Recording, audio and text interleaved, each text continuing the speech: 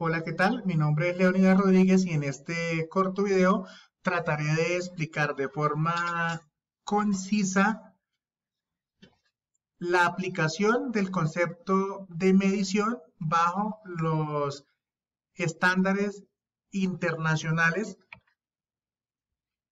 como tema central, ¿no? Entonces encontramos el tema central aquí en pantalla. Ustedes están viendo el material de apoyo que voy a tener aquí para el video, para la sustentación, y es NIF y IFRS, perdón. Entonces, NIF, que es el término que nosotros conocemos en español como Normas Internacionales de Información Financiera, y por su sigla en inglés, IFRS, el tema específico que tratamos en este corto video, como lo dije anteriormente, es el tema de la aplicación de la medición bajo esos estándares internacionales que, entre otras cosas, fueron adoptados en Colombia a partir de la aprobación y promulgación de la Ley 1314 del año 2009, que fue reglamentada posteriormente a través de 3 decretos. El primero de ellos, el 2706 del año 2012, mediante el cual se reglamenta el marco normativo para las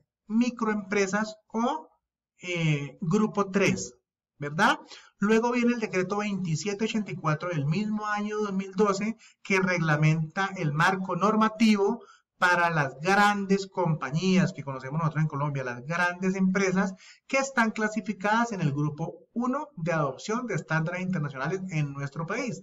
Y por último, el tercer decreto reglamentario es el decreto 3022 de 2013, que es quizás o quizás no, es el que más abarca unidades productivas en la economía nacional. Todos conocemos que las pymes, pequeñas y medianas empresas, son alrededor del 81% de las unidades productivas registradas en el país. Entonces tiene un impacto bastante importante, y este video se va a centrar fundamentalmente en NIC, en la aplicación de la medición en las NIC para pymes. Y para seguir avanzando, porque el tiempo es corto, entonces entramos a definir el término medición. Entonces, cuando hablamos de medición, es sinónimo de ¿qué? Pues de medir, de calcular, de cuantificar. Digamos que en términos prácticos, para la contabilidad sería lo que nos permite cuantificar el valor de otro concepto muy importante dentro de las NIP, que es el reconocimiento. Es muy común que nosotros escuchemos en los departamentos contables de la empresa el término de reconocimiento y medición, porque son dos procesos que van de la mano. No hay reconocimiento sin medición, y si se hace la medición inicial y no se hace reconocimiento, pues no habrá medición posterior, que es el segundo factor de la medición, que se divide en dos etapas, ¿no? La medición inicial y la medición posterior. La medición inicial, entonces, como decía, va de la mano con el reconocimiento. ¿Qué dice la norma con respecto al reconocimiento? Lo leo textualmente en la cita que ven en pantalla. El reconocimiento inicial, una entidad medirá los activos y pasivos del costo histórico, a menos que esta norma requiera la medición inicial sobre la base tal como el valor razonable. Entre otras cosas, sí tenemos la medición a costo histórico y la medición a costo razonable. Esa medición la vamos a llevar ¿a dónde? En el activo, en el pasivo, los ingresos y los gastos. No hablamos de costos en norma internacional, por cuanto la norma misma reduce el concepto que nosotros conocemos en contabilidad local. Gastos y costos en un solo concepto, que es el concepto de gastos. Y el patrimonio pues no es sujeto de medición, por cuanto es un valor residual de disminuir el activo con el pasivo que tenga la entidad. Entonces el reconocimiento es el proceso de incorporación en los estados financieros de una partida que cumple la definición de un activo, pasivo, ingreso o gasto, que era lo que decía anteriormente, que es a donde podemos llevar el concepto de la medición. Vamos a hacer, o voy a explicar, 4 ejemplos de medición inicial muy brevemente, y por ejemplo es el primer ejemplo, que es la medición inicial de un activo fijo a costo histórico, ¿sí? Cuando hablamos de costo histórico, lo que dice la norma es que el costo histórico es todo aquello que tenemos documentado, soportado, mediante el cual hicimos el reconocimiento o el valor total de esa partida. Es decir, en el caso del ejemplo 1, que es un activo, si es un activo, por ejemplo, importado, entonces es el costo del activo más el costo arancelario por el tema de nacionalización y demás, el costo de transporte y algunos otros servicios logísticos que yo deba contratar o la entidad deba contratar para que el activo sea apto y pueda empezar a funcionar y cumpla con lo que establece la norma, y es que me otorgue beneficios futuros. Entonces, hasta ahí toda la sumatoria de esos costos o esos gastos de adquisición componen lo que conocemos como costo histórico, que es el que tradicionalmente hemos venido utilizando en Colombia durante muchos años, o sea que en eso no hay cambios así importantes. Y en el ejemplo 2, entonces ya vamos a ver el tema del ingreso, y ahí en el ingreso hay algo muy importante para el tema de la medición inicial. El ingreso como tal parte de la base de la medición y reconocimiento de los activos y los pasivos, ¿verdad? Yo tengo un activo que es un inventario y lo tengo reconocido por un valor, le hice la medición inicial, ¿cierto? Y quizás, dependiendo del tiempo de rotación, una medición posterior, y ese valor que tengo allá en el activo es lo que me va a determinar el valor del ingreso. Entonces, reconozco el ingreso cuando genero la factura de venta y ya ese inventario, ese activo está en posesión de quien va a hacer uso de él, quien me realizó la compra. Pero aquí es muy importante el tema de si yo facturo en moneda nacional y el pago es de contado, pues el reconocimiento inicial, la medición inicial no tendría problema, porque el valor que facturé es el valor que percibí, ¿verdad? Pero cuando, por ejemplo, facturo a crédito y se extiende mucho el plazo después del vencimiento para el recaudo, hay que hacer una medición posterior que lo vamos a ver más adelante. Pero es importante el tema de también cuando facturo en moneda extranjera, en dólar, porque hay una afectación de la diferencia en cambio, ¿verdad? Pero lo vamos a ver en la medición posterior. Inicialmente, la medición inicial lo hago por, digamos, la factura de venta, el valor de la factura de venta.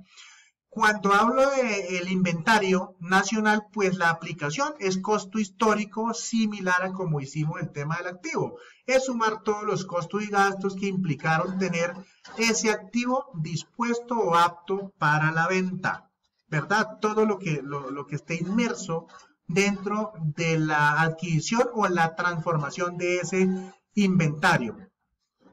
En el ejemplo 4 ya es cuando hacemos una compra de un inventario extranjero, ¿verdad? En el inventario extranjero hay que tener en cuenta la diferencia en cambio, que es muy importante.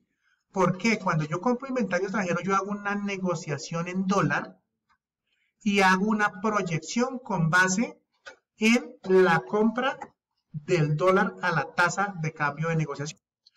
Para ello, el Consejo Técnico de la Contaduría Pública emitió el concepto 1077 del 23 de diciembre de 2015, en el cual aclara este tema de la medición inicial de los inventarios para grupo 1 y grupo 2 y determina lo siguiente.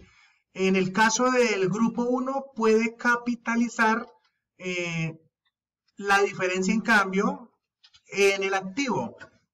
En el caso del grupo 2, que es el grupo de pymes, por el contrario, debe medirse y reconocerse la diferencia en cambio como un ingreso o como un gasto, pero no como un mayor o menor valor del inventario. Entonces hay una diferencia sustancial entre la medición que hace el grupo 1, las grandes empresas, y la medición y reconocimiento que deben hacer las empresas vinculadas al grupo 2, las pequeñas y medianas. Eso es importante del tema del inventario extranjero. Ahora vamos a mirar el tema vamos a mirar 5 ejemplos de lo que es la medición posterior. ¿Qué es medición posterior? Pues es igualmente hacer una medición, pero esta medición se va a hacer cuando nosotros necesitemos, la entidad revele los estados financieros o presente los estados financieros mejor de un periodo. Entonces ahí se debe hacer la medición posterior, que en ella entonces sí vamos a ver el tema del valor razonable. Ahí ya va a entrar a ser muy importante el valor razonable. En el caso de los activos fijos, pues ¿cómo medimos nosotros normalmente los activos fijos? Pues que los reconocemos a valor inicial con los parámetros que habíamos citado anteriormente y luego les aplicamos depreciación, y ya en NIF aparece otro concepto que se llama el deterioro o la amortización, dependiendo del tipo de activo. Digamos que en este caso de los activos vivos, el deterioro más la depreciación acumulada. El deterioro siempre y cuando exista, y eso me permite generar el valor de reconocimiento posterior de los activos. Ahora, tener en cuenta que algunos activos entran en obsolescencia por cuanto lo que se produce ya no tiene el mismo valor o la misma rotación de mercado, y por ende pues debo reconocer eso y hacer una valoración que adicional a lo que ya citamos pues me disminuya el valor de ese activo. En el caso de las cuentas por cobrar, que era lo que les decía ahorita con el tema del reconocimiento del ingreso, es importante tener en cuenta que si yo hoy facturé una exportación, digamos, en $10,000 y la tasa de cambio que tenía era de 3,400, pues entonces tengo que cobrar, digamos, $34,000. Es el reconocimiento inicial que yo hice. Pero cuando voy a cobrar, resulta que la tasa de cambio estaba a 3,300, pues tengo un valor inferior del ingreso. Y en ese caso sí, pues es un menor valor del ingreso. Y en el caso de que la tasa de cambio cuando gestioné el cobro ya no estaba a los 3,400 del reconocimiento inicial de la factura, sino que cuando el extranjero me paga esos $10,000 está 3,600, pues debo hacer la medición posterior y reconocer esos 200 pesos como un ingreso, un mayor valor del ingreso.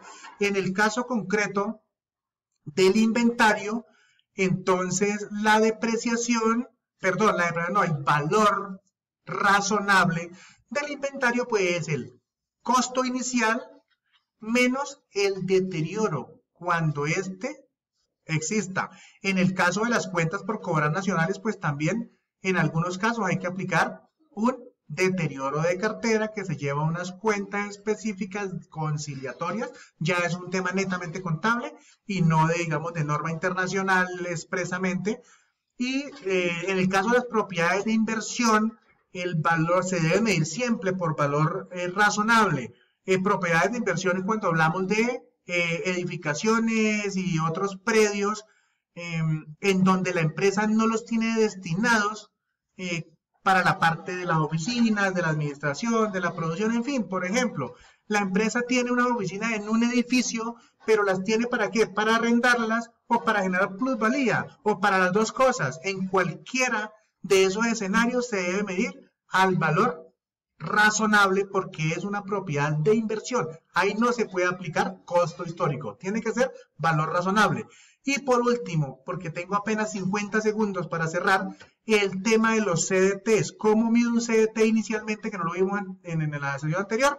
Pues un CDT se mide el costo de la inversión que yo hice inicial del CDT. Y con posterioridad, ejemplo, pues si yo tengo un CDT a 5 años y yo revelo estados financieros, presento cada año, pues cada año me tocará hacer el cálculo de lo que me va a representar en términos de reconocimiento de interés por parte de la entidad bancaria ese CDT, y lo debo revelar en la información de los estados financieros.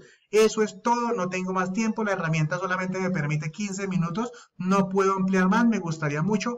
Muchas gracias y hasta pronto.